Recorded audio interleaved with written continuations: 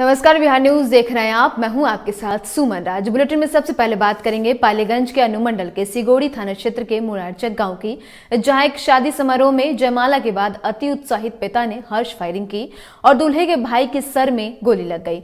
गोली लगने से वे घायल हो गया, जिससे अफरा तफरी का माहौल बन गया और खुशियां मातम में बदल गया। सूचना मिलते ही सिगोड़ी थाना अध्यक्ष अमरेंद्र कुमार घटनास्थल पर पहुंचे और घायल युवक को बेहतर इलाज के लिए पटना PMCH भेज दिया गया। हाँ सर, एक गोली लगा हुआ आया हुआ था, क्या मामला था फिर?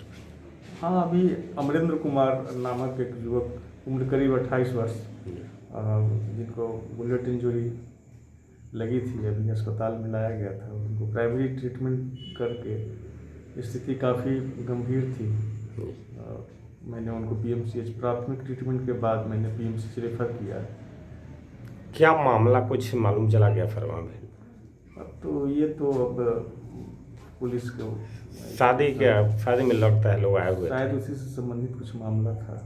सर का परिचय डॉक्टर शिवशंकर मंडलीय अस्पताल पालीगंज पटना। माले विधायक ने सदन में किसानों के लिए मुआवजे की मांग रखी। घोसी विधानसभा क्षेत्र के माले विधायक रामबली सिंह यादव ने विधानसभा के शीतकालीन सत्र में मोदनगंज प्रखंड के किसानों के लिए मुआवजे की मांग बहुत ही प्रमुखता के साथ उठाया है। आपको बता दें कि इस प्रखंड के किसानों की जमीन सड़क निर्माण के लिए जमीन अधिग्रहण किया गया था, जिसका भुगतान सभी किसानों को नहीं किया गया था। जहानाबाद जिला अंतर्गत मोदनगंज प्रखंड में मंडई बियर योजना तथा NH 110 से नदी किनारे से मंडई गांव तक सड़क निर्माण के लिए किसानों से जमीन ली गई। जमीन का मुआवजा सभी को प्राप्त नहीं हुआ है। मुआवजा भुगतान की मांग सरकार से करता हूं।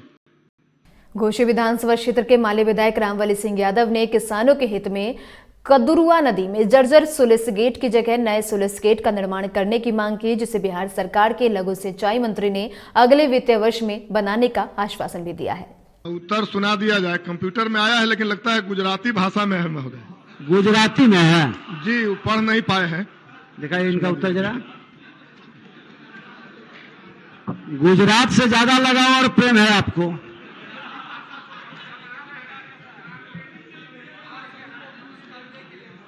देखिए, भाषा बहुत सरल है, हिंदी भाषा में है।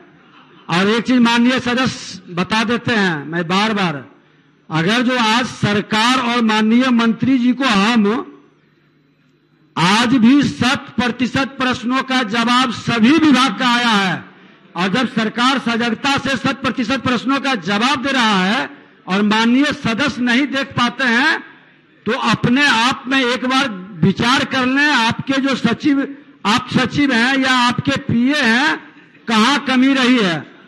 ये ऑनलाइन आपका है आया हुआ, ये फॉन्ट जो उसमें होता है कंप्यूटर में महोदय, वो नहीं है समझ। हाँ, तो ये देख लीजिए, उसको सुधरवा लीजिए। सदन, एक मिनट, अब माने पूरा क्या है पढ़ दिया जाए। माननीय मंत्री जी, माननीय मंत्री पढ़ दिया जाए। खंड का उत्तर स्वीकारात्मक है। खंड खा, योजना का सर्वेक्षण कराया जाएगा। सर्वेक्षणों उपरांत योजना संभाव पाए जाने एवं निधि उपलब्धता के आधार पर विहित प्रक्रिया के तहत कार्रवाई की जाए। पटना बख्तियारपुर फोरलेन पर सालिमपुर थाना अंतर्गत सालिमपुर गांव के सामने पटना की ओर से तेज गति से आ रही एक स्कूटी अनियंत्रित होकर डिवाइडर से जा टकराई, जिस पर सवार व्यक्ति बुरी तरह से जख्मी हो गया। जिसके बाद स्थानीय ग्रामीणों की सूचना पर पहुंची पुलिस ने जख्मी को इलाज के लिए बख्तियारपुर PHC पहुंचाया, जहां चिकित्सकों ने उसे मृत घोषित कर दिया। वहीं मृतक की पहचान नालंदा जिले के तिल्हारा थाना क्षेत्र निवासी संजीत कुमार के रूप में की गई। हुआ मेरा भगना हुआ, एक्सीडेंट हो गया था। कहाँ हुआ? 4 लाइन में। कैसे? आता था स्कूटी से, लगता है। किस चीज़ से एक्सीडेंट हुआ? अभी तो नहीं देखे तो जाता था। आपका नाम? मेरा नाम तो बड़की। मृतक का नाम? मृतक का नाम संजीत कुमार। घटना कैसे हुई सर? वो सर, ये जो है पटना से आ रहा था, ये स्कूटी था सर, तो डिवाइडर में सर जो है ना मार दिया, उसी में इसका डेथ हो गया। कहाँ के रहने वाले हैं? ये सर नालंदा के हैं, उनके परिजन से बात हुई है। क्या नाम है? किसका? मृतक का क्या नाम है मृतक का? जी, संजीत कुमार। Thank you.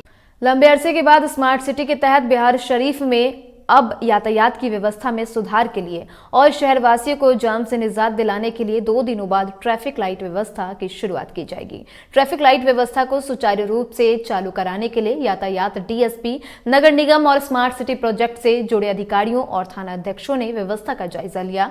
इस दौरान अस्पताल चौक के आसपास के अतिक्रमण को बलपूर्वक हटाया गया। मौके पर डीएसपी यातायात अरुण कुमार सिंह ने बताया कि तत्काल ट्रैफिक लाइट की व्यवस्था की शुरुआत अस्पताल चौक से की जा रही है। शहर में हम लोग प्रयास कर रहे हैं परसों शनिवार से हॉस्पिटल चौक पर ट्रैफिक लाइट चालू करने के लिए। यहाँ पर गाड़ियाँ अब ट्रैफिक लाइट के अनुसार चलेंगी, तो उसके लिए अभी हम लोग ये चारों तरफ का जो रोड है, जो अतिक्रमण है, उसको अतिक्रमण मुक्त करा रहे हैं। नगर निगम और स्मार्ट सिटी के भी पदाधिकारी लोग आए हैं। इनसे हम लोग अनुरोध कर रहे हैं कि ये जो चारों कोना है उनको थोड़ा सा चौड़ा कराएं। जो रोड पर और रोड के किनारे पोल वगैरह हैं उनको थोड़ा सा पीछे एडजस्ट करें, जिससे गाड़ियों का यातायात सुचारू रूप से हो सके। ये मैक्सिमम प्रयास ये रहेगा कि शनिवार से हम लोग ट्रैफिक लाइट के अनुसार हॉस्पिटल चौक पर गाड़ियाँ चलाएंगे। और भी 6-7 जगह का प्रोग्राम है, लेकिन तत्काल में हम लोग इसको शुरू कर रहे हैं। इसका तो जब सही सुचारू रूप से हम लागू कर लेंगे, उसके बाद सोसराय चौक, अम्बेर चौक वगैरह पर भी हम लोग धीरे धीरे ट्रैफिक लाइट से गाड़ियों का चलना शुरू कराएंगे। सहरसा जिले में हत्या का दौर लगातार जारी है। देश के चौथे स्तंभ भी अब खतरे में दिखते हैं। दरअसल राष्ट्रीय सहारा दैनिक अखबार के पत्रकार विक्रम भारती उर्फ सोनू की हत्या कर दी गई। बताया गया कि पत्रकार विक्रम भारती अपने पत्थरघाट जा रहे थे। इसी क्रम में पहले से घात लगाए अपराधियों ने बैजनाथपुर से पीछा करते हुए सोर बाजार थाना क्षेत्र के चंदौर के पास स्कॉर्पियो से रौंदते हुए भाग निकले। वहीं इस मामले में सदर एसडीपीओ संतोष कुमार ने बताया कि पत्रकार की हत्या की गई है और पुलिस मामले की जांच कर रही है। जल्द अपराधियों को गिरफ्तार किया जाएगा। कल शाम में 7:12 पे मेरे बड़े भैया मनोज कुमार सोनू उर्फ विक्रम कुमार भारती के मोबाइल पे कॉल किए ऐसे ही बात करने के लिए। तो कोई तीसरा आदमी मोबाइल फ़ोन उठाया और फ़ोन उठा करके वो बोला कि जिनके मोबाइल पे आप कॉल कर रहे हैं इनका एक्सीडेंट हो गया है। तो भैया उनसे पूछे कि किस जगह हुआ है, तो बोला ये सौर बाज़ार ब्लॉक से थोड़ा सा आगे पीछे उसी आसपास में हुआ है, लेकिन अब इसको मतलब लेकर के सौर हॉस्पिटल भेज रहे हैं हम लोग। भैया आवाज़ लगाए तुरंत हमको कि मुकेश, मेरा नाम मुकेश है, मुकेश सोनू का एक्सीडेंट हो गया है, चलो मतलब जल्दी से सौर। संजोग से 10 मिनट जिस समय इसका जहाँ पे एक्सीडेंट हुआ था 10 मिनट के बाद मेरे गांव का ही हम लोगों के परिवार का 2 लड़का सहरसा से ही गांव जा रहा था। सोनू के गिरे हुए मोटरसाइकिल को देख करके पहचान करके वो रुका तो देखा कि सोनू वहाँ बेहोश पड़ा हुआ है, गिरा हुआ है। उसको जगह हिलाने की कोशिश किया तो कुछ बोलता था, थोड़ा सा पूर्ण रूप से बेहोश नहीं था, अचेतावस्था में था। उसको लेकर के वो दोनों लड़का हॉस्पिटल की ओर भागा और सौर बाज़ार हॉस्पिटल में उसको एडमिट कराया गया। तब तक हम लोग भी गाँव से निकल गए थे। हम लोग जब सौर बाज़ार हॉस्पिटल पहुँचे तो देखे इसको पानी चढ़ रहा था और पूरे बेहोश नहीं था, लेकिन कभी होश में कभी बेहोश में ऐसे कंडीशन में था। तो हम उसको जगाने की कोशिश किए। हम ले सोनू उठो, पहचानते हो हमको? तो बोला हाँ चा, आ गए। तो हमने हाँ कैसे, ठीक हो, अब कोई भी दिक्कत नहीं है, ठीक हो जाओगे। तो बोला कि चा हमको तो पूरा मारने का प्रोग्राम था, हमको जान से मार देता। हम लोग कोई नहीं मारेगा, तुमको कुछ नहीं होगा। हमको लगा ऐसे बोल रहा है। बोला नहीं चा, आप समझिए, हमको पूरा स्कॉर्पियो से धक्का मारा है जान के। किसके बारे में बोल रहा है? वो नाम के साथ बताया, उसका कुछ है उसके परिवार का ही, सोनू का मौसेरा भाई है। ज़मीन का विवाद कुछ चल रहा है सहरसा नया बाज़ार में। एक का नाम अमोदानंद अमर है और दूसरा उसी का छोटा भाई है सुबोध भगत। तो अमोद भगत उर्फ अमोदानंद अमर और सुबोध भगत, ये दोनों को पहचाना स्कॉर्पियो में। हम उससे पूछे भी कि तुम देखा था? बोला हाँ, वो दोनों को देखे थे, एक ड्राइवर के बगल में बैठा हुआ था, एक उसी के पीछे में। राइट साइड से हमको ओवरटेक किया। तो हमको जब राइट साइड से ओवरटेक किया तो देखे हम ड्राइवर के बगल में लेफ़्ट साइड में बैठा हुआ था अमोद और पीछे में सुबोध बैठा हुआ था और 2-3 आदमी था जिसको हम नहीं पहचान पाए। हम उससे पूछे गाड़ी का नंबर देखा था? बोला कि नहीं, गाड़ी का नंबर हम नहीं देख पाए, हमको बैजनाथपुर से ही खेदार रहा था और सौर में आते आते तक हमको ठोक ही दिया। हम बचने का बहुत कोशिश किए, लेफ़्ट काटे, लेकिन फिर भी लेफ़्ट से रगड़ दिया और मेरे साथ ये हो गया। तो बिल्कुल, और लास्ट में सोनू गुजर ही गया, नहीं बच पाया। तो उसको मतलब बिल्कुल सुनियोजित तरीके से हत्या की गई है और उसको कल धमकी दिया था उसके घर पे जा कर के कि तुम लोगों को बचने नहीं देंगे। कल वो सहरसा थाना में उसकी पत्नी एक एप्लीकेशन भी लगाई है कि हम लोगों को धमकी देता है, जान से मारने की धमकी देता है और कहता है कि इसी ज़मीन में दफना देंगे, भोगने नहीं देंगे। चूँकि माँ बाप का इकलौता बेटा सोनू है तो उसको मतलब बोलता था कि कोई नहीं भोग पाएगा, तुमको यहीं जान मार करके ज़िंदा दफना देंगे। सोनू जी करते क्या थे? सोनू जी पत्रकार थे, राष्ट्रीय सहारा में और कुछ प्रेस में, और पतंजलि से जुड़े हुए थे। एक समाज सेवक का काम करते थे, बहुत अच्छे चरित्र का। पूरे गांव में, गोलमा समाज में आप उसके बारे में पता कर सकते हैं। हमेशा एक दूसरे के प्रति खड़ा रहना, एक दूसरे को मदद करना। इस बार समिति में चुनाव भी लड़ा था, लेकिन मतलब बहुत अच्छा एक सामाजिक व्यक्ति है और हर किसी के लिए, पूरा गांव समाज के लिए खड़ा रहता है। क्या नाम है उसका? मेरा नाम मुकेश कुमार है, मेरे पिताजी का नाम बम बहादुर भगत। हम गोलमा गाँव के रहने वाले हैं। मृतक सोनू जी मेरा भतीजा है।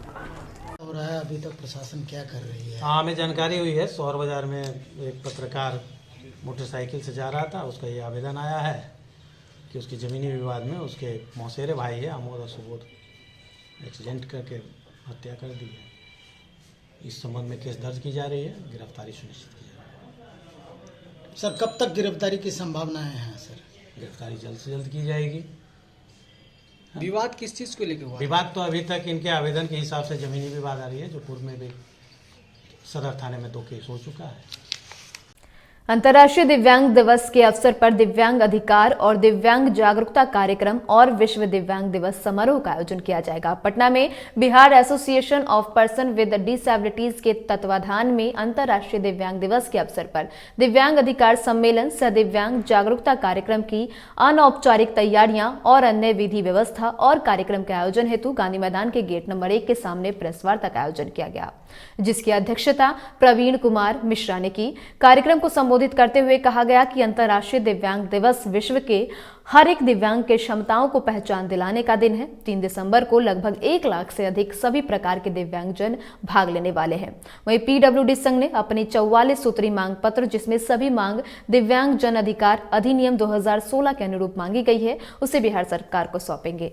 आपके माध्यम से हम यही कहना चाहेंगे कि दिव्यांगों के लिए तो बहुत सारे कानून बने हुए हैं, लेकिन धरातल पर अभी बहुत अल्प मात्रा में ही उतरा है, और वो भी देन है डॉक्टर शिवाजी सर का।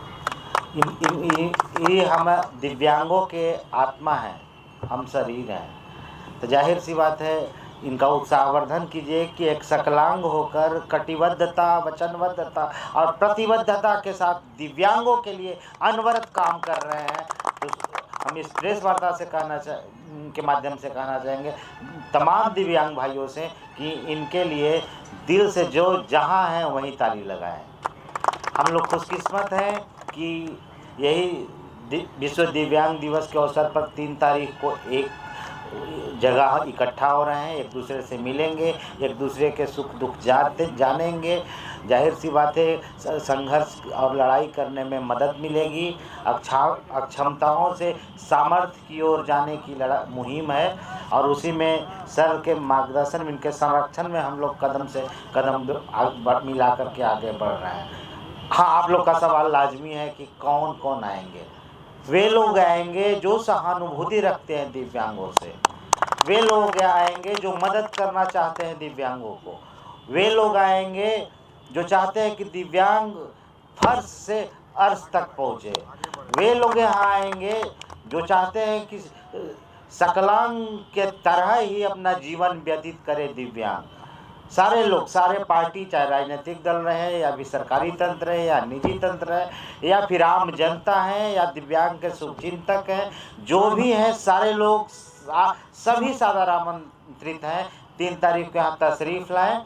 समय तो सुबह 10:30 का रखा गया है, तो जाहिर सी बात है हम विनती आपसे करेंगे, आरजू करेंगे, मिन्नत करेंगे, निहोरा करेंगे कि ससमय पहुंचने के लिए तैयार हैं। हम खैर मकदम करने के लिए तैयार हैं, हम इस्तकबाल करेंगे और आप लोग का इंतज़ार करेंगे। आपका विश्व दिव्यांग दिवस जो समारोह हो रहा है उसमें कम से कम मतलब अधिक से अधिक 1 लाख से ज़्यादा लोग जुड़ेंगे उस दिन। हम लोग क्योंकि हम लोगों ने डाटा लिया है उन लोगों से, उन सबसे पूछा भी है कि कितने लोग आ रहे हैं, तो 1 लाख से अधिक लोगों को जुड़ने की संभावना है। 3 दिसंबर का कार्यक्रम हम लोग 11 बजे से शुरू करेंगे। 11 बजे से 4 पालियों में हम लोग ने इस कार्यक्रम को विभाजित किया है। पहला जो पाली है उसमें 11 बजे से लेकर 2 बजे तक दिव्यांग अधिकार सम्मेलन का कार्यक्रम होगा, जहां पे दिव्यांग अपने अधिकारों के बारे में जानेंगे। वहां पे एक्सपर्ट्स होंगे जिनका पैनलिस्ट होगा, वो पैनलिस्ट उनके सवालों का जवाब देंगे। उसके बाद 2 बजे से 3 बजे तक हमारा चुनाव का कार्यक्रम होगा, इलेक्शन का, जो Bihar association person with disability के जितने भी एग्जीक्यूटिव कमेटी मेंबर्स हैं, वो चाहे प्रखंड लेवल पे हो, अनुमंडल पे हो, जिला स्तर पे हो, उनका सिलेक्शन किया जाएगा, उनका मतलब इलेक्शन किया जाएगा। उसके बाद 3 से 5 बजे तक सम्मान समारोह का कार्यक्रम है। जो उत्कृष्ट दिव्यांग है, जिन्होंने कुछ अपना ऐसा काम किया है जिससे उन्होंने समाज को एक नया आयाम दिया है, या वैसे लोग जिन्होंने दिव्यांगता के क्षेत्र में काम किया है, दिव्यांग लोगों के लिए काम किया है कुछ, उनको हम लोग सम्मानित करेंगे। और उसी बीच में सांस्कृतिक कार्यक्रम भी होगा। और अंत में 5 से 7 बजे तक हम लोगों का जो कवि सम्मेलन है, जो एक बहुत ही अनूठा कवि सम्मेलन होगा, उसका कार्यक्रम है। बहुत बहुत धन्यवाद। और इसी के साथ इस बुलेटिन में इतना ही। तमाम अपडेट्स के लिए बने रहे बिहार न्यूज़ के साथ। नमस्कार।